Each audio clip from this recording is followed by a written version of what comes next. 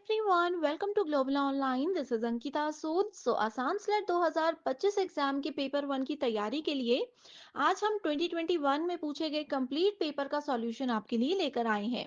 इस सेशन से आपको एक क्लियर आइडिया मिलेगा कि कैसे सवाल एग्जाम में आते हैं एंड डेफिनेटली अपकमिंग एग्जामिनेशन के लिए भी आप लोगों को बहुत ज़्यादा हेल्प मिलने वाली है। तो चलिए फिर इसी के साथ आज के सेशन को शुरू करते हैं। स्टूडेंट्स, जो भी क्वेश्चंस हम आज की क्लास में पढ़ रहे हैं, इन पर अगर आपको डिटेल्ड वीडियो चाहिए, कॉन्सेप्ट क्लियर करने हैं, तो वीडियोस के लिए ग्लोबल ऑनलाइन ऐप को जरूर डाउनलोड कीजिए। स्टोर सेक्शन पर जाकर आपको सर्च बार में लिखना है आसाम स्लेट। कुछ इस तरीके से कोर्स आपके सामने आ जाएगा। कंटेंट पर जाकर आपको अंकिता सूद नाम के फोल्डर पे जाना है। यहाँ पर आपको यूनिट वाइज फोल्डर्स मिलेंगे। आप देख सकते हो बहुत से फ्री वीडियोज अवेलेबल है, जिसमें यूनिट के क्वेश्चंस आपको रिवाइज करने हैं। आप उसके कॉन्सेप्ट्स क्लियर कर सकते हो, क्वेश्चंस को रिवाइज कर सकते हो। डिटेल्ड एक्सप्लेनेशन के साथ साथ आपको मॉक टेस्ट भी मिल जाएंगे। इसके अलावा स्टूडेंट्स, पेपर वन के बेस्ट प्रिपरेशन के लिए कंप्लीट कोर्स आपके लिए लेकर आए हैं, जिसकी सबसे खास बात यह है कि आपको डेली लाइव लेक्चर्स यहाँ पर मिलेंगे। कभी अगर आप लाइव लेक्चर्स मिस करते हो तो आप लोगों के लिए ऐप में रिकॉर्डेड वीडियोस भी हम प्रोवाइड करवाते हैं। इसके अलावा जो भी वीडियोस आप देख रहे हो, जो भी क्लासेस हमारी लाइव होंगी, हर क्लास की इमीडिएटली बाद आपको उसकी पीडीएफ मिल जाएगी, जिससे कि आपका नोट्स बनाने का समय बचेगा और आपकी रिवीजन बहुत ज़्यादा आसान हो सकती है। सो न्यू बैच हमारा स्टार्ट हो रहा है। आपको गिवन नंबर्स पर कांटेक्ट करना है व्हाट्सएप के थ्रू एंड पूरी जानकारी मिल जाएगी। एक और खास बात इस कंप्लीट कोर्स की ये है कि इसमें आपको हम 2018 से लेकर के 2024 तक के प्रीवियस ईयर क्वेश्चंस और एक्सपेक्टेड क्वेश्चंस को भी रिवाइज करवाएंगे, जो कि एज इट इज एग्जाम में पूछे जा सकते हैं। एंड आपको ना सिर्फ आपके स्टेट के बल्कि अदर स्टेट्स के पीवाईक्यूज भी प्रैक्टिस करवाए जाएंगे, जिससे कि आपको आइडिया मिलेगा कि हर स्टेट में आजकल किन क्वेश्चंस का ट्रेंड चल रहा है। एंड डेफिनेटली ये सवाल एज इट इज भी आपके एग्जामिनेशन में पूछे जा सकते हैं। फर्स्ट क्वेश्चन है, फुल फॉर्म ऑफ मूक इज व्हाट। सो ये बहुत इंपॉर्टेंट क्वेश्चन है, बहुत बार आता है। मूक की फुल फॉर्म होती है mass oriented open courses, massive open online courses, mass oriented online course या फिर mass online open course. So correct answer है option number B, that is massive open online courses. Next is, Swayam is designed to achieve the three cardinal principles of education policy. अब देखिए यहाँ पर स्वयं के बारे में पूछा गया है। इसमें कहा है कि स्वयं के थ्री कार्डिनल प्रिंसिपल्स होते हैं, तीन प्रमुख सिद्धांत होते हैं जिनके ऊपर स्वयं काम करता है। वो तीन प्रिंसिपल कौन कौन से हैं? लिबर्टी, इक्वालिटी और फ्रेटर्निटी। बहुत इंपॉर्टेंट क्वेश्चन है, हमने लाइव क्लास में भी डिस्कस किया है। स्वतंत्रता, समानता, बंधुत्व, उसके बाद है liberty, equality, quality, access, equity और क्वालिटी, या फिर एक्सेस, इक्विटी और लिबर्टी। सो इजीली आप लोगों को इसका आंसर मिल सकता है, that is option number 3, access. कि सब तक स्वयं में जितने भी कोर्सेज हैं उनकी पहुंच हो। आप चाहे किसी भी कोने में बैठे हो, देश के विदेश में रहते हो, आप इजीली इस ऐप के थ्रू एक्सेस कर सकते हो कोर्सेज को। इक्विटी का मतलब है कि सबको बराबर का यहाँ पर अधिकार मिलेगा, चाहे कोई मेल स्टूडेंट है, फीमेल स्टूडेंट है, एसटी स्टूडेंट है, जनरल स्टूडेंट है, एससी स्टूडेंट है, या किसी भी स्टेट से आप बिलोंग करते हो, किसी भी सिटी से आप बिलोंग करते हो। यहाँ पर किसी भी तरीके का भेदभाव नहीं होता, सबको इक्वल लेवल का एजुकेशन दिया जाता है। और क्वालिटी का मतलब होता है गुणवत्ता, कि बेस्ट लेवल के कोर्सेज, बेस्ट लेवल का एजुकेशनल प्लेटफॉर्म ये आपको मिला हुआ है, जहां पर क्वालिटी एजुकेशन दी जाती है। अब यहाँ पर स्टूडेंट्स एक होमवर्क क्वेश्चन आप लोगों को दे रही हूँ। वो ये है कि बताइए स्वयं की फुल फॉर्म क्या होती है। एग्जाम में बहुत बार आया है, अपकमिंग एग्जाम में भी जरूर आएगा। What is the full form of स्वयं, एंड स्वयं को लॉन्च कब किया गया था, ये भी आप मुझे कमेंट करके बताइए। नहीं आंसर आता है तो भी बता सकते हो, मैं आपको कमेंट में ही रिप्लाई करूंगी। नेक्स्ट है, a digital database of academic award provided by government of India is what। सो ये हम लोगों ने रिसर्च एप्टीट्यूड में डिजिटल इनिशिएटिव्स वाले वीडियो में पढ़ा था लाइव सेशन में, कि डिजिटल डेटाबेस कौन सा है जहां पर सभी के एकेडमिक अवार्ड्स सेव किए जाते हैं। ऑल ओवर इंडिया के एकेडमिक अवार्ड्स को, अकादमिक पुरस्कारों का रिकॉर्ड यहाँ पर आपको मिल जाएगा। National digital library, national academic library, national academic depository, या फिर national digital depository. So correct answer है option number 3, that is national academic depository. ये भी हमने पढ़ा था, ये बहुत इंपॉर्टेंट है, नेशनल डिजिटल लाइब्रेरी। ये एक डिजिटल लाइब्रेरी है जिसको आप लोग अपने मोबाइल फोन में ही इजीली एक्सेस कर सकते हो। कोई भी बुक, कोई भी पीडीएफ, कुछ भी आपको चाहिए, इस लाइब्रेरी में आपको बहुत से कोर्सेज के ई बुक्स और ई कंटेंट मिल सकते हैं। The meaning of bibliometry is, so research में बिब्लियोमेट्री इस्तेमाल किया जाता है, इसका क्या मतलब है? A function of library network, information management services, information management tool, या फिर क्लासिकल लाइब्रेरी सर्विस। सो करेक्ट आंसर है इंफॉर्मेशन मैनेजमेंट टूल। ये डायरेक्ट इसकी डेफिनेशन है। बिब्लियोमेट्री जो है वो इंफॉर्मेशन मैनेजमेंट टूल के लिए स्पेसिफिकली एक टर्म डिफाइन किया गया है। ओके, नेक्स्ट है डीएफडी। डीएफडी हम लोगों ने बचपन से बनाए हैं, अपने प्रोजेक्ट्स में डीएफडी को यूज किया जाता है। इसकी फुल फॉर्म पूछी गई है। Data feeding diagram, data flow diagram, data feeding device, या फिर data flow device. So correct answer है data flow diagrams. Data flow diagrams क्या होता है? एक ऐसा डायग्राम होता है जो कि आपके डेटा का फ्लो आपको बताता है। जैसे कि मान लीजिए हम बोल रहे हैं कि फर्स्ट स्टेप में हम यहाँ थे, दूसरे स्टेप में हमारे पास जी दो ऑप्शंस आगे लेफ्ट और राइट के, आगे भी हमारे पास मल्टीपल ऑप्शंस थे। इस तरीके से जो है कि यहाँ से हम ऊपर को भी शिफ्ट कर सकते थे, नीचे को भी कर सकते थे, ये टू वे कम्युनिकेशन था। इस तरीके से जो डायग्राम के फॉर्मेट में बताता है कि डेटा किस डायरेक्शन में फ्लो कर रहा है, कैसे हमारा प्रोजेक्ट काम कर रहा है, that is called data flow diagram. Next है communication that takes place between two individual. दो लोग हैं, वो अगर आपस में बातचीत कर रहे हैं तो उसको कौन सा कम्युनिकेशन कहते हैं? मास, इंट्रापर्सनल, ग्रुप, या इंटरपर्सनल। ओके, सो देखिए सबसे पहले हम ऑप्शन नंबर 1 पे जाते हैं। मास कम्युनिकेशन का एक बेस्ट एग्जाम्पल है भाषण। भाषण है, रेडियो आप लोग सुनते हो, ये सब मास कम्युनिकेशन है, जहां पर एक पर्सन बोलते हैं, एक पर्सन जो है वो एज अ सेंडर काम करते हैं, और मल्टीपल ऑडियंस है, लाखों, हजारों या कुछ हजार लोग एक साथ उस चीज को अगर सुन पा रहे हैं, वो मास कम्युनिकेशन होता है। इंट्रापर्सनल, जहां पर ए आ जाए, इसका मतलब मैंने आपको बताया था अपने आप से। एक व्यक्ति अगर अपने मन में कुछ सोच रहा है, शीशे के आगे कुछ बड़बड़ा रहा है, कुछ गाने आप चलते फिरते यूं गाते हो, वो सब चीजें आती है आपकी इंट्रापर्सनल कम्युनिकेशन में, यानी कि अपने आप से अंतर व्यक्तिगत संचार। ग्रुप कम्युनिकेशन में बहुत सारे लोग होते हैं, ठीक है। मास कम्युनिकेशन में भी बहुत लोग होते हैं, लेकिन इसमें बोलने वाला यानी कि सेंडर सिर्फ एक होता है, रिसीवर मल्टीपल होते हैं। रिसीवर सिर्फ सुन सकते हैं।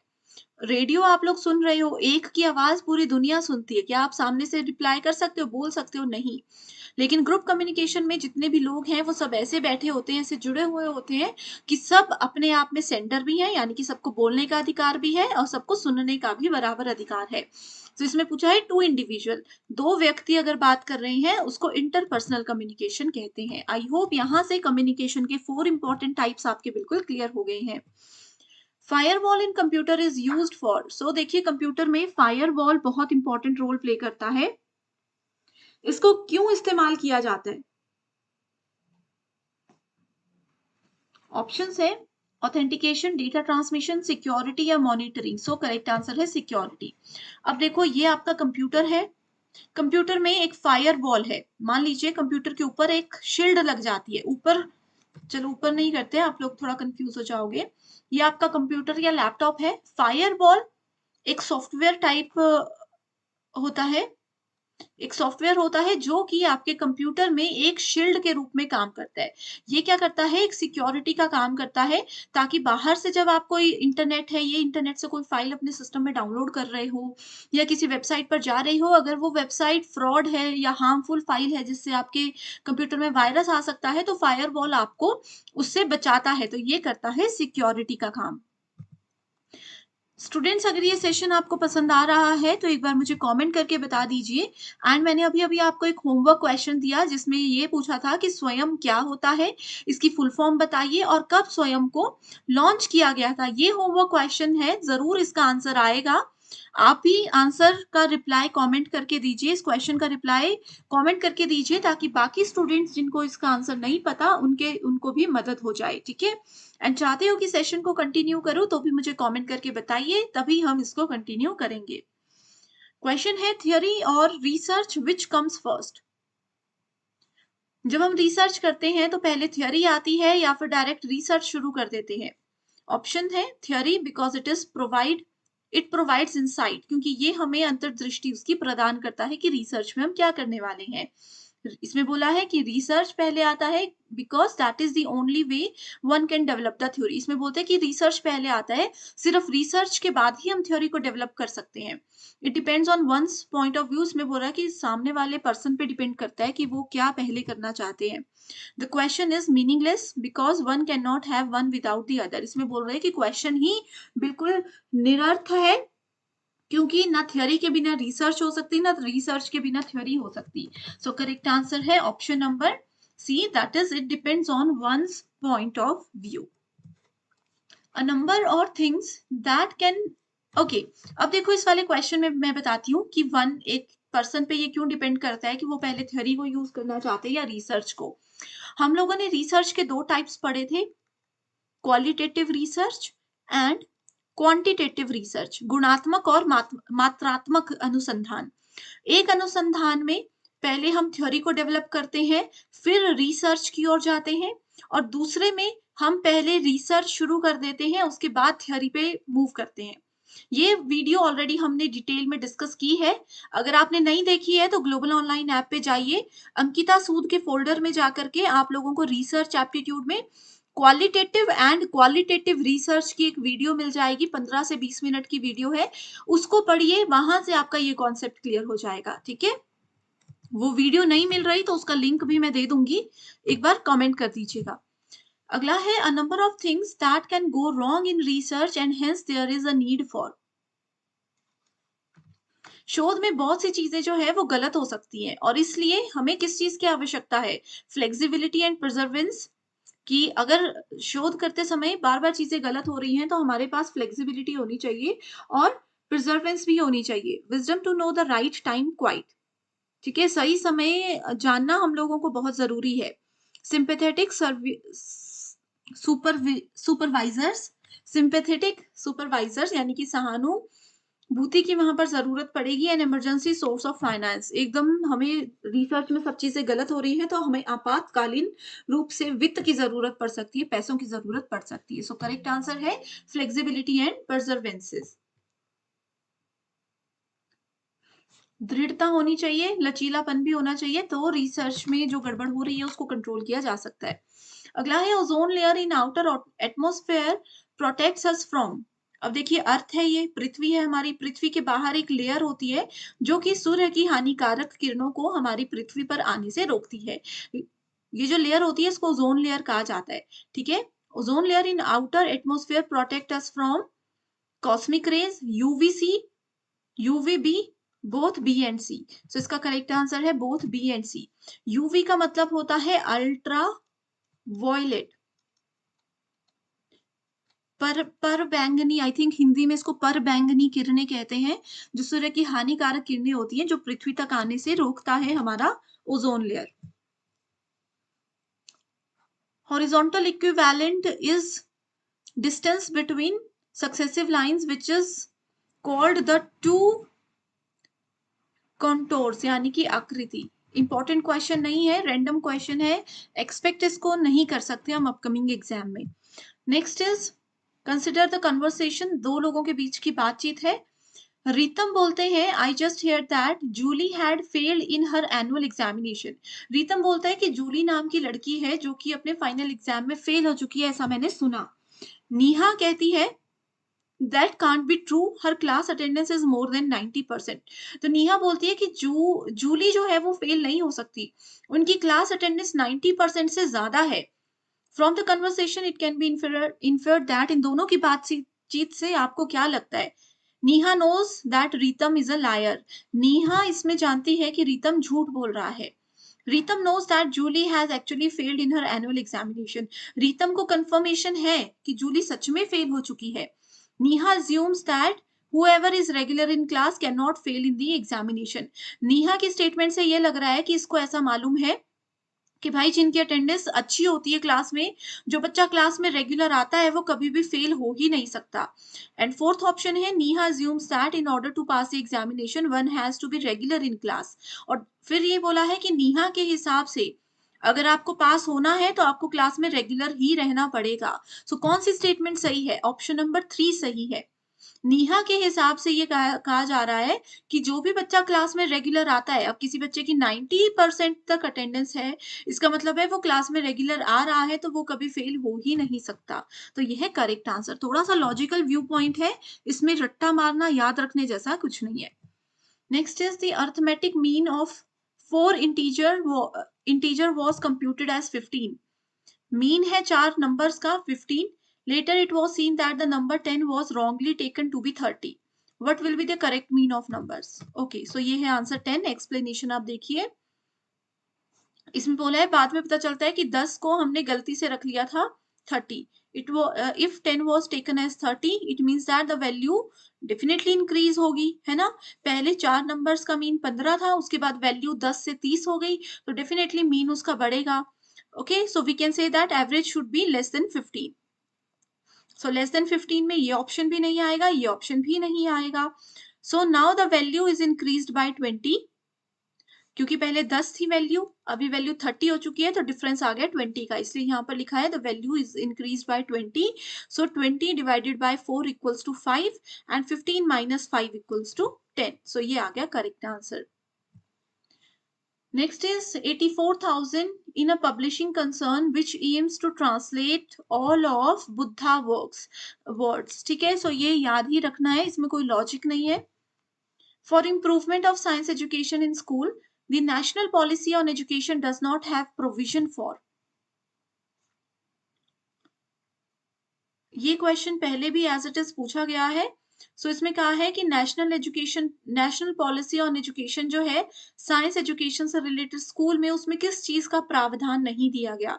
Training for science and math teacher, science kits to upper primary school, library facilities in school and senior schools, या फिर facilities for free admission and tuition fee for SC ST and star marks in class 10 final examination। so ये है इसका correct answer. Students I think जो हमने पहले एक video में ये क्वेश्चन पढ़ा है, उसमें आंसर मैंने गलती से ऑप्शन नंबर 2 बताया है, सो आप इसको करेक्ट कर लीजिएगा, ऑप्शन नंबर 4 करेक्ट होगा। Which one of the following is an ISRO satellite which can be used for defense purpose? so ISRO ने एक सैटेलाइट बनाया है जिसको कि डिफेंस पर्पस के लिए स्पेसिफिकली डिजाइन किया गया था, ठीक है, जिसका उपयोग रक्षा उद्देश्यों के लिए किया गया था। वो कौन सा एक ऐसा सैटेलाइट है? सो इस सैटेलाइट का नाम है रिसत। नेक्स्ट इज दो स्टेटमेंट्स दी है। स्टेटमेंट 1 बोलती है if you have any problem bring them to me, यदि आपको कोई समस्या है तो मेरे पास आए। अजम्पशन है यू हैव सम प्रॉब्लम, मैंने आपको कहा कि आप बच्चे हैं, आप स्टूडेंट्स हैं, आपको कोई भी समस्या आ रही है तो मेरे पास आइए, क्योंकि मैंने ये धारणा रख ली है कि आप लोग पहली बार पेपर दे रहे हो, आपको प्रॉब्लम जरूर होंगी। और असम्पशन 2 बोलती है I can solve any problem. Assumption 2 बोलती है कि भाई मैं इतनी महान हूं कि मैं कोई भी समस्या का समाधान कर सकती हूँ। सो करेक्ट आंसर क्या होगा? Only assumption 1 is implicit, only 2 is implicit, कोई भी इम्प्लिसिट नहीं है, या बोथ इम्प्लिसिट है। सो करेक्ट आंसर है only assumption 2 is implicit in this statement। कथन में केवल धारणा 2 निहित है। नेक्स्ट है the population of Guwahati was 3000 on 31st December in a particular year. ठीक है, किसी भी एक्स ईयर में गुवाहाटी की जो पॉपुलेशन है वो 3000 थी। In the next calendar year population increased by 4 year, x में हमने एक साल और जोड़ दिया, पॉपुलेशन आपकी 3000 में 4% और बढ़ गई। And the subsequent calendar it is decreased by 3%। What was the total population after 2 calendar year? So देखिए ये है 3026, ये है इसका सॉल्यूशन। पहले देखो 3000 थी, उसका 4% बढ़ गई, तो 3000 का 4% 120 आ गया, तो पॉपुलेशन हो गई 3120। उसके बाद बोला कि अगले साल, जैसे मान लीजिए 2019 में 3000 थी, 2020 की हमने ये निकाली, 2021 में पॉपुलेशन का ये कहा गया था कि 3% घट गई है। ठीक है, सो इसका 3%, 3120 का 3% घट गया है, दैट इज 93.6। इसको माइनस करोगे तो approximate value will be 3026। Next is ये वाला क्वेश्चन जो है स्टूडेंट्स, बहुत बच्चे मुझसे पूछ रहे थे कि इस टाइप के क्वेश्चंस एग्जाम में आते हैं तो हम कैसे पढ़े। इसमें सिर्फ पीवाई क्यूज पढ़ लीजिए। ये जो न्यूज़पेपर है, पब्लिश्ड फ्रॉम है कि कहाँ से इसको पब्लिश किया गया था, किस ईयर में पब्लिश किया गया था, किन्होंने पब्लिश किया था, उन पर्सन का नाम, ये सब जो है सिर्फ पीवाई क्यूज में पढ़ लीजिए। एक्स्ट्रा इसके लिए आपको कुछ करने की जरूरत नहीं है। ओके, सो ऑलरेडी 4 सीरीज हम कवर कर चुके हैं पीवाई क्यू की, जहां पर हमने 8 से ज्यादा क्वेश्चन, सॉरी लगभग 10 क्वेश्चंस को शेयर कर लिया है आपके साथ। बाकी के क्वेश्चंस भी हम आगे करते रहेंगे, इनको याद रखिए, आगे कुछ नहीं पढ़ना, ठीक है। ये क्वेश्चन भी सिर्फ आसाम सेट के लिए इंपॉर्टेंट है, बाकी सेट के लिए इंपॉर्टेंट नहीं है। Tribune, Sangai express, Deccan Herald या फिर हिंदुस्तान टाइम्स। सो देखिए कहां से ये पब्लिश हुआ है। आपका जो ट्रिब्यून है that was published from Chandigarh. Then we have Sangai Express from Manipur, Deccan Herald, Karnataka, Hindustan Times है न्यू दिल्ली। नेक्स्ट है university and year of establishment. So famous universities ही हैं, इनमें भी आपको क्या याद रखना है, यूनिवर्सिटीज के नाम एंड ईयर ऑफ एस्टैब्लिशमेंट, किन्होंने एस्टैब्लिश की गई थी, और एग्जैक्ट डेट्स भी याद रख सकते हो। बस ये पढ़ना है आपको, गूगल पे डायरेक्टली डिटेल्स मिल जाएंगी, इसके लिए अलग से कुछ और आपको मेहनत करने की जरूरत नहीं है, ठीक है। सो देखते हैं, डायरेक्ट आंसर देख लीजिए इसका, क्योंकि इसमें समझाने जैसा कुछ नहीं है। सो आई होप स्टूडेंट्स आज का ये सेशन आपको जरूर पसंद आया है। अगर आप चाहते हो कि मैं इस सीरीज को कंटिन्यू करूं तो कमेंट करके जरूर बताइए, तभी हम कंटिन्यू करेंगे। एंड प्रीवियस 4 वीडियोस जो हैं प्रीवियस ईयर क्वेश्चंस की, अगर आपने वो नहीं देखी है, जिसमें हमने 2022 और 23 के क्वेश्चंस कवर किए थे, वो अगर अभी तक नहीं देखी है तो कमेंट कर सकते हो, आपको लिंक मैं शेयर कर दूंगी, या फिर इसी वीडियो के डिस्क्रिप्शन में आपको उन वीडियोस के लिंक मिल जाएंगे। सो जरूर उनको फॉलो कीजिए। So thank you so much everyone and I wish you all the very best.